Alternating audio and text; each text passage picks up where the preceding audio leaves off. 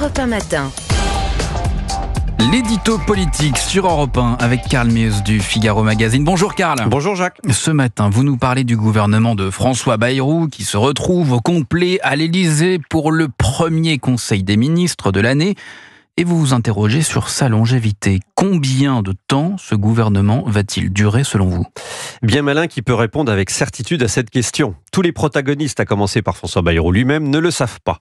Mais en se retrouvant ce matin, d'abord place Beauvau, comme le veut une tradition désormais bien ancrée, d'un petit déjeuner offert par le ministre de l'Intérieur avant de regagner à pied l'Élysée, les ministres espèrent bien rester en place plus longtemps que celui de Michel Barnier, à peine 3 mois. Le problème, c'est que malgré leur bonne volonté, la durée de leur bail ne dépend pas d'eux. Que voulez-vous dire ? La configuration politique issue des dernières élections législatives place le Premier ministre dans une situation inconfortable faute de majorité absolue. Son sort dépend d'une équation à 3 inconnus, dans laquelle il suffit de l'addition de 2 pour le sceller. Le bon vouloir de Marine Le Pen, l'indulgence du Parti socialiste et le comportement d'Emmanuel Macron. Alors commençons par le Rassemblement national. Michel Barnier est bien placé pour savoir la difficulté de négocier avec Marine Le Pen. Son gouvernement a chuté quand elle a décidé d'apporter ses voix à la motion de censure déposée par le nouveau Front populaire. S'il est difficile de connaître ses réelles motivations, les observateurs ont estimé que les réquisitions du parquet réclamant son inéligibilité avec effet immédiat dans le procès des assistants parlementaires du Parlement européen avaient contribué à raidir ses positions.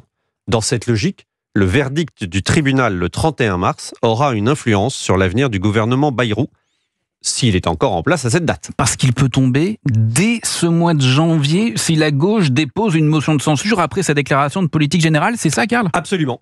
Et que le RN ajoute ses voix à celles de la gauche. À moins que le Parti socialiste ne décide de ne pas censurer le gouvernement Bayrou après sa déclaration de politique générale du 14 janvier prochain.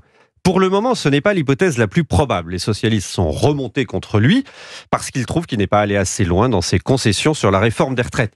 Eux voulaient la suspendre avant de reprendre les négociations, quand le Premier ministre préférait reprendre les négociations sans suspendre son application. Il sait trop bien qu'une suspension équivaudrait en réalité à un abandon.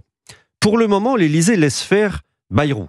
Il le laisse négocier. Comme le dit un de ses conseillers, c'est entre les mains du Premier ministre. Le président le laisse faire. Reste qu'Emmanuel Macron ne semble pas totalement inactif et garde des canaux ouverts, directs comme indirects. C'est le 3e élément de votre équation sur la durée de vie du gouvernement, le comportement d'Emmanuel Macron. Exactement. Le président a fixé 2 objectifs à son Premier ministre, rechercher un accord de non-censure et avoir une stabilité gouvernementale. Autour de lui, certains de ses conseillers sont circonspects, c'est un euphémisme, sur les premiers pas du chef du gouvernement, surtout après la réunion des partis politiques en décembre où les socialistes sont sortis très déçus. À l'Élysée, on explique ainsi qu'il n'y a pas de ligne rouge sur la réforme des retraites.